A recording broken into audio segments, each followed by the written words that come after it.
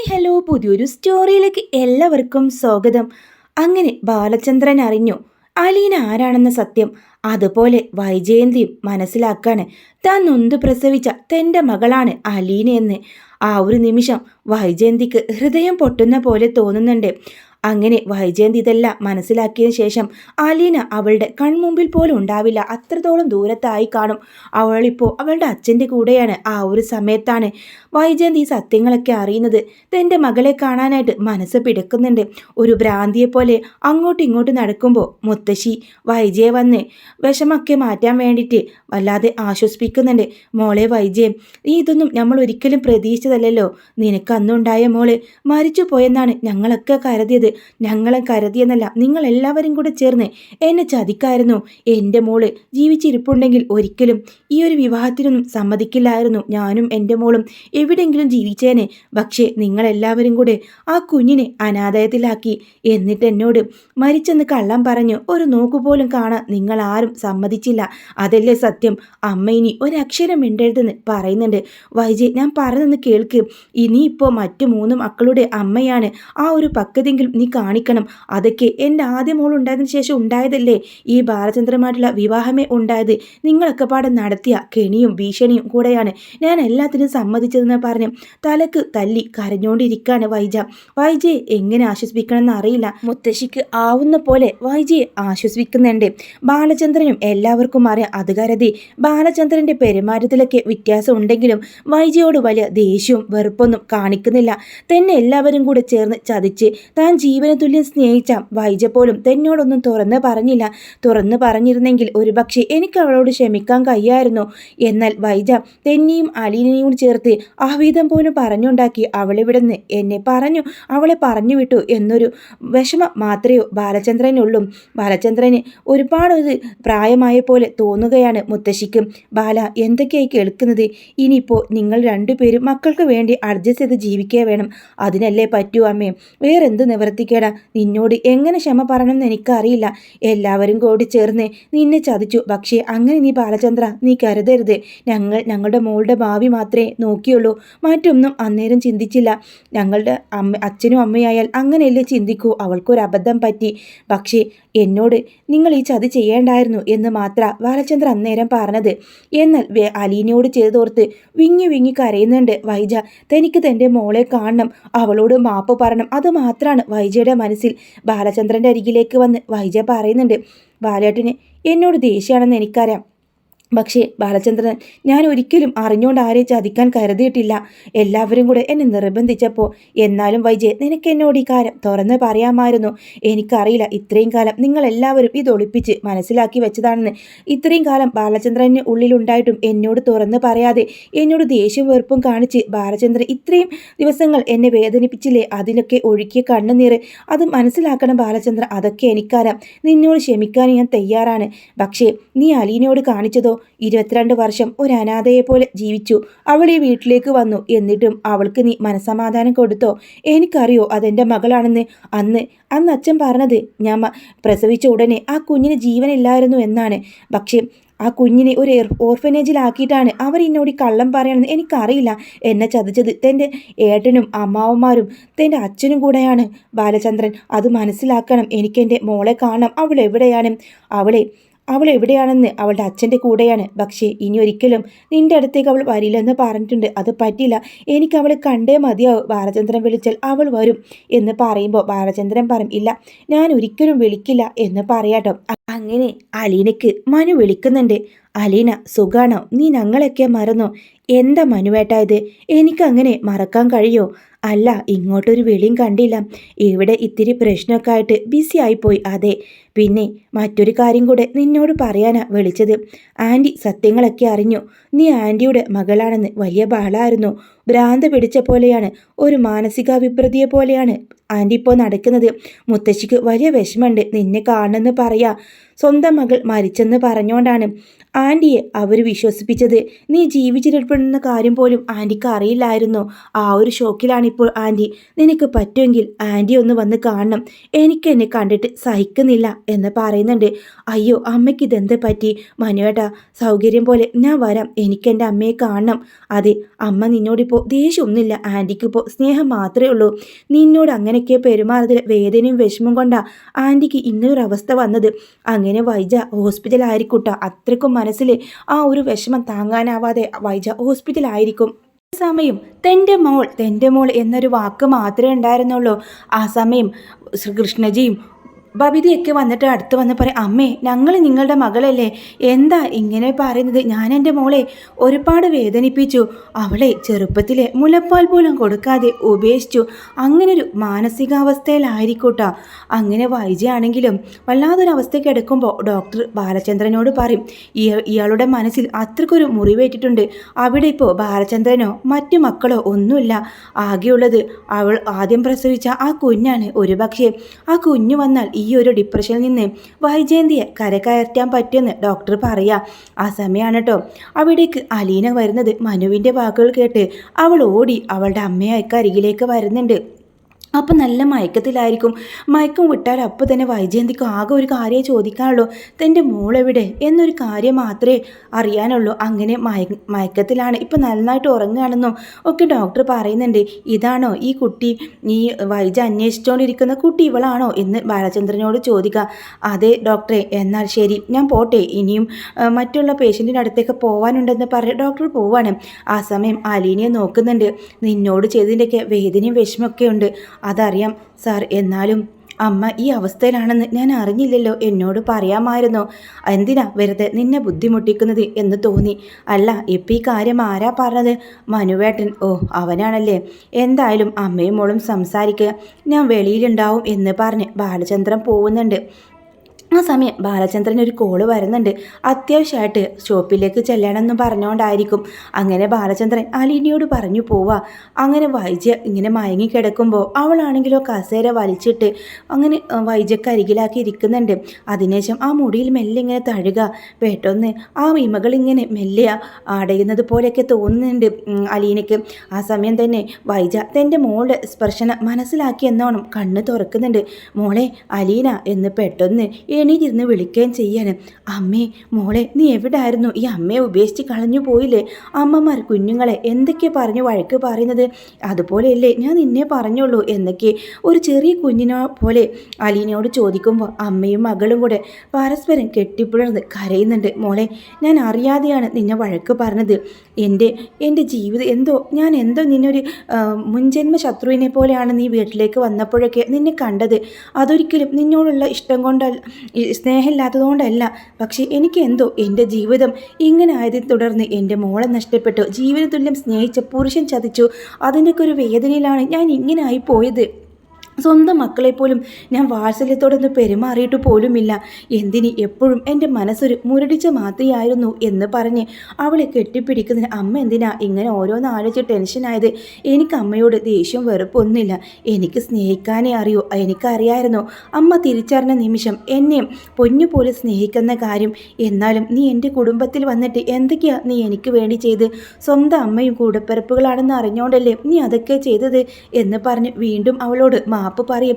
കെട്ടിപ്പിടിക്കുകയും ചെയ്യാട്ടെ. മോളെ പോവാ, എനിക്കിനി മരുന്ന് ഇതൊന്നും വേണ്ട. അയ്യോ, ഡോക്ടറോട് പറയാതെ പോവാൻ പറ്റില്ല. അങ്ങനെ ഡോക്ടർ വീണ്ടും നേഴ്സുമാരെ വിളിപ്പിച്ച് ഡോക്ടറെ വിളിക്കുന്നുണ്ട്.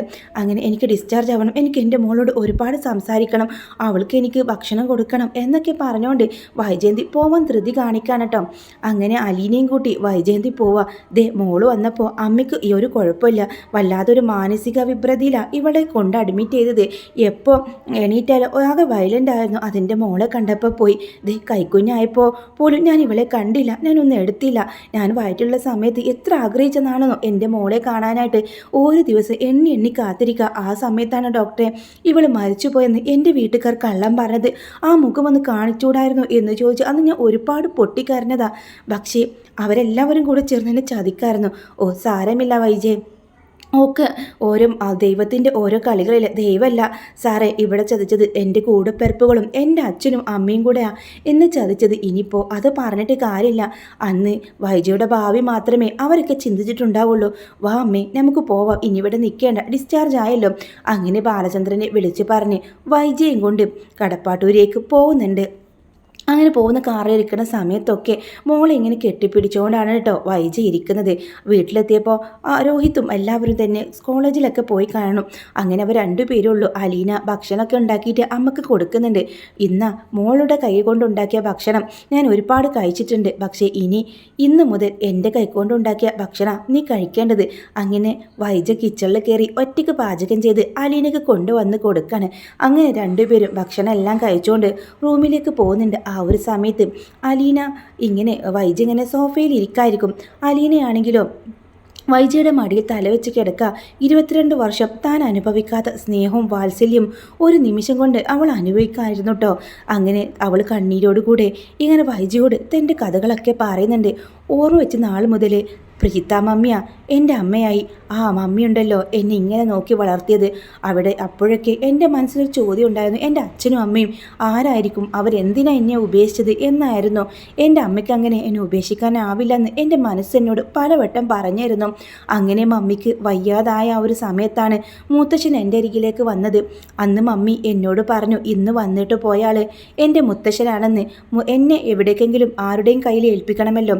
അങ്ങനെ കുഞ്ഞിരാമൻ സാറിനെ കാണാനായിട്ട് മമ്മി അവിടുന്ന് അത്രയും ദൂരം കൈപ്പള്ളിയിലേക്ക് വന്നായിരുന്നു. അവിടുന്ന് തൻ്റെ അവസ്ഥ പറഞ്ഞപ്പോൾ പിറ്റേ ദിവസം മനുചേട്ടനെയും കൂട്ടിയിട്ടാണ് അവിടേക്ക് വന്നത്. അന്ന് വന്നപ്പോഴും കണ്ടപ്പോഴൊന്നും എനിക്കറിയത്തില്ലായിരുന്നു വന്നത് തൻ്റെ മുത്തശ്ശനാണെന്നും അയാളുടെ ഏക മകളാണ് ഞാനെന്ന കാര്യം എനിക്കറിയത്തില്ലായിരുന്നു. പിന്നെയാ മമ്മി മരിക്കുന്നതിന് തൊട്ടു മുമ്പേ എന്നോട് ഈ കാര്യങ്ങളൊക്കെ പറഞ്ഞത്. പക്ഷേ ഒരു വാക്ക് എൻ്റെ കയ്യിൽ നിന്ന് വാങ്ങിയായിരുന്നു, ഇതൊരിക്കലും ആരും അറിയരുതെന്ന സത്യം. ആ വീട്ടിൽ ഒരിക്കലും ഒരു പ്രശ്നം ഉണ്ടാവരുത്.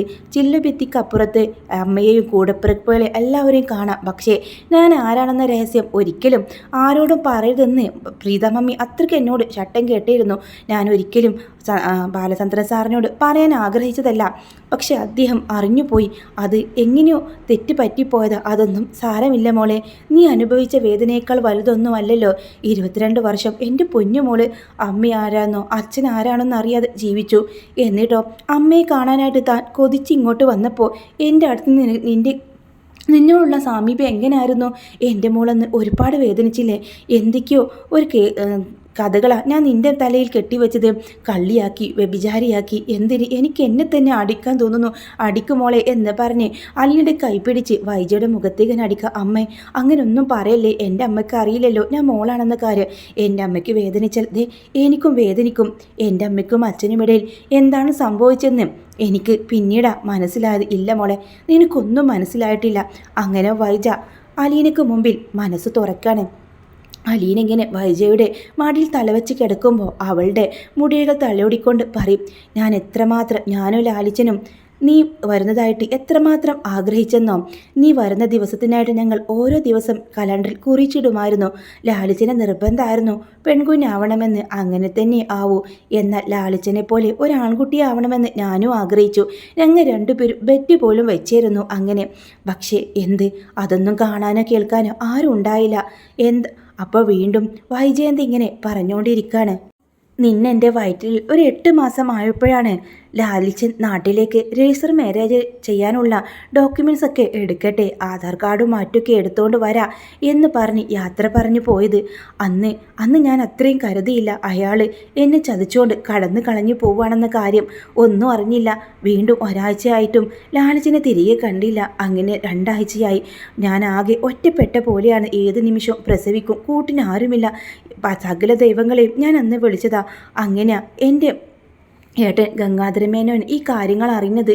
താൻ ഗർഭിണിയാണെന്നും അവൻ ഇട്ടേച്ചു പോയെന്നാണ് അവരും പറഞ്ഞത്. അങ്ങനെ അവരെന്നെ ഹോസ്പിറ്റലിലേക്ക് കൊണ്ടുപോയി. കുറേ നാൾ അമ്മാവൻ്റെ വീട്ടിലായിരുന്നു ഞാൻ. ഹോസ്പിറ്റലിൽ വെച്ച് പ്രസവിച്ചപ്പോൾ ആദ്യം എൻ്റെ കുഞ്ഞിനെ അന്വേഷിച്ചത്. ആ ദുഷ്ടന്മാർ ഒരു മുഖം പോലും കാണാനായി കഴിയാതെ ആ കുഞ്ഞിനെ എടുത്തു മാറ്റിയിരുന്നു. എന്നോട് പറഞ്ഞത് പ്രസവിച്ചപ്പോൾ തന്നെ കുഞ്ഞിന് ജീവനില്ലായിരുന്നു എന്നാണ്. പക്ഷേ കുഞ്ഞിൻ്റെ കരച്ചിൽ ഞാൻ കേട്ടതാണ്. ഒരുപാട് അവിടുത്തെ സിസ്റ്റർമാരോടും ഡോക്ടറോടൊക്കെ അന്വേഷിച്ചെങ്കിലും അവരാരും തനിക്ക് മറുപടി നൽകിയില്ല. നെഞ്ച് കഷ്ടമേറിയാണ് മോളെ ഞാൻ ഇത്രയും കാലം ജീവിച്ചത്. പിന്നെ നീ ഉണ്ടായിരുന്നെങ്കിൽ ഞാൻ ഒരിക്കലും മറ്റൊരു ജീവിതം തേടിപ്പോവില്ലായിരുന്നു. നിന്നെയും വളർത്തി നിന്റെ അമ്മയായിട്ട് ഞാൻ എവിടെയെങ്കിലും ജീവിക്കായിരുന്നു. പക്ഷേ എല്ലാവരും നിർബന്ധിച്ചു ബാലചന്ദ്രനുമായിട്ടുള്ള വിവാഹത്തിന്. ഒടുവിൽ എനിക്കും സമ്മതിക്കേണ്ടി വന്നു. ലാളിച്ചം വരുമെന്ന പ്രതീക്ഷയിൽ ഒരുപാട് കാത്തിരുന്നു. പക്ഷേ എന്നെ ചതിച്ചതാണെന്ന് മനസ്സിലാക്കാൻ ഞാൻ ഒരുപാട് വൈകി. ആ ഒരു സമയത്ത് അലീന കണ്ണുനീർ തുടച്ചുകൊണ്ട് പറയും വൈജിയോട്, അമ്മ അങ്ങനെ പറയത്, ഒരിക്കൽ അച്ഛൻ അമ്മയെ ചതിച്ചിട്ടില്ല. അമ്മ അത് ഒരു കാര്യം അറിയാതെ പോയി. അന്ന് അച്ഛൻ ഇങ്ങനെ സർട്ടിഫിക്കറ്റ് എടുക്കാനായിട്ട് പോകുന്ന സമയത്ത് ഒരു റോഡപകടം ഉണ്ടായി. അങ്ങനെ 3 മാസത്തോളം തന്നെ ബെഡിൽ നിന്ന് എണീക്കാതെ കിടക്കുകയായിരുന്നു. പിന്നെ ഒന്ന് പുറത്തേക്ക് ഇറങ്ങാനൊക്കെ ആയപ്പോഴേക്കും ഒരു വർഷത്തോളം ആയിരുന്നത്രേ. ആ ഒരു സമയത്ത് വൈജിയെ തേടി ഞാൻ പോയെന്ന അച്ഛൻ പറഞ്ഞത്. അങ്ങനെ അമ്മയെ തേടി വന്നപ്പോൾ നിങ്ങളുടെ രണ്ടുപേരുടെയും വിവാഹമാണ് കണ്ടത്. അപ്പോൾ പിന്നെ അച്ഛൻ എന്ത് ചെയ്യാൻ പറ്റും? വെറുതെ എല്ലാം മറന്നിട്ട് അപ്പോഴും ഒരു ചോദ്യം അച്ഛൻ്റെ ഉള്ളിലുണ്ടായിരുന്നു. എൻ്റെ മോളെവിടെ? അവളെ എന്ത് ചെയ്തെന്ന കാര്യം അച്ഛന് അറിയാതെ അവിടുന്ന് രണ്ടുപേരുടെയും വിവാഹം കണ്ണ് നിറഞ്ഞോണ്ടാണ് അച്ഛൻ തിരികെ പോകുന്നത്.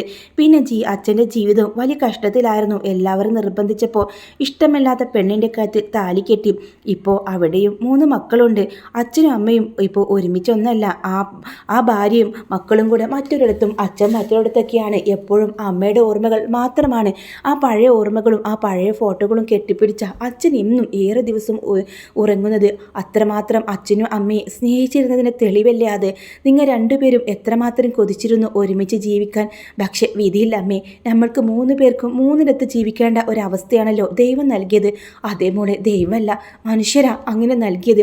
എൻ്റെ ലാലിച്ചന് എത്രമാത്രം കൊതിച്ചെന്നിട്ടുണ്ടെന്നോ നിൻ്റെ വരവിനായിട്ട്. എന്തിന് നിനക്ക് പഠിക്കാനുള്ള സ്കൂൾ വരെ ഞങ്ങൾ കണ്ടെത്തിയിരുന്നു. അങ്ങനെ എത്ര സ്വപ്നങ്ങൾ, അങ്ങനെ പല കാര്യങ്ങൾ ഞങ്ങൾക്കിടയിൽ സംഭവിച്ചിട്ടുണ്ട് മോളെ. ഞാനും നിൻ്റെ അച്ഛനും ഒരുപാട് ആഗ്രഹിച്ചിരുന്നു. പക്ഷേ എല്ലാം പോയില്ലേ എന്ന് പറഞ്ഞ് നെഞ്ചുപൊട്ടിക്കാര. ഇനി അമ്മ സങ്കടപ്പെടരുത്, കരയരുത്. എൻ്റെ അച്ഛനേക്കാൾ എത്രയോ നല്ലവനാ ബാലചന്ദ്രൻ സാറ്. അമ്മ ഒന്ന് പ്രസവിച്ചതാണ്, മുന്നേ ഒരു വിവാഹം കഴിഞ്ഞതാണെന്ന് അറിഞ്ഞിട്ടും ആ മനസ്സ് സഹിച്ചില്ല, ക്ഷമിച്ചില്ല. അതാണ് ആ അച്ഛൻ്റെ ഒരു സ്നേഹം, ആ ആത്മാർത്ഥത അമ്മ കാണാതെ പോകരുത്. ചിലപ്പോൾ ഈ ലാലിച്ചനെന്ന എൻ്റെ അച്ഛന് അമ്മ ഇങ്ങനൊരു ബന്ധം ഉണ്ടായിരുന്ന പറഞ്ഞാൽ ക്ഷമിക്കാൻ കഴിഞ്ഞെന്ന് വരുന്നില്ല. പക്ഷേ ബാലചന്ദ്രൻ സാറുണ്ടല്ലോ, അദ്ദേഹം ദൈവമാണ്. അദ്ദേഹത്തെ പൂർണ്ണ മനസ്സോടെ സ്നേഹിക്കണം. എല്ലാം അറിഞ്ഞിട്ടും നമ്മുടെ കൂടെ നിൽക്കുന്നല്ലാതെ ഒരു ഉപദ്രവം ചെയ്തില്ലല്ലോ. ഇനിയെങ്കിലും ആ മനുഷ്യനെ മനസ്സിലാക്കണം എന്ന് പറയുന്നുണ്ട് അലീനയോട്. ആ സമയം വൈജ പറയും, അതെ, ബാലചന്ദ്രനെ മനസ്സ് തുറന്ന് ഞാൻ സ്നേഹിച്ചിട്ടുണ്ടോ, പരിഗണന കൊടുത്തിട്ടുണ്ടെന്ന് ചോദിച്ചാൽ ഇല്ല എന്ന് തന്നെയാണ് എൻ്റെ ഉത്തരം. എല്ലാത്തിനും എനിക്ക് ആ മനുഷ്യനോട് മാപ്പ് പറയണം. എൻ്റെ ഒരുപാട് വാശിക്കും അതിനെല്ലാം കൂട്ടുനിന്ന ഒരു മനുഷ്യനാണ്. അതൊക്കെ എന്നോടുള്ള സ്നേഹം കൊണ്ടാണ്. ആ മനുഷ്യനെ ഞാൻ ഒരുപാട് വേദനിപ്പിച്ചിട്ടുണ്ട് എന്ന് പറയാം. ഇതെല്ലാം പുറത്തുനിന്ന് കേട്ട ബാലചന്ദ്രൻ കണ്ണുനീർ തുടക്കുന്നുണ്ട്. തൻ്റെ ഭാര്യ ഇപ്പോഴെങ്കിലും തന്നെ പൂർണ്ണമായിട്ട് സ്നേഹിക്കണമെന്ന് ആ പാവം മനുഷ്യൻ ആഗ്രഹിക്കുന്നുണ്ടാവും. അങ്ങനെ അമ്മയും മോളും കുറച്ച് സമയം കൂടെ തനിയെ ഇരിക്കട്ടെ എന്ന് കരുതി ബാലചന്ദ്രൻ അവിടെ നിന്ന് പോകുന്നുണ്ട്. അങ്ങനെ കുറച്ച് ദൂരം കാർ ഓടിച്ചു പോണ സമയത്ത് അസഹായമായിട്ടുള്ള ഒരു നെഞ്ചുവേദന അനുഭവപ്പെടുകയാണ് അദ്ദേഹത്തിന്. ആ സമയം തന്നെ കാറിൽ തളർന്നു വീഴുന്നുണ്ട് കേട്ടോ. ആരൊക്കെയോ ചേർന്ന് ബാലചന്ദ്രനെ ഹോസ്പിറ്റലിൽ എത്തിക്കുന്നുണ്ട്. ഈ വിവരമറിഞ്ഞ വൈജ ഓടി ഹോസ്പിറ്റലിലേക്ക് പോകുന്നുണ്ട്, അലീനയും വൈജയും കൂടെ.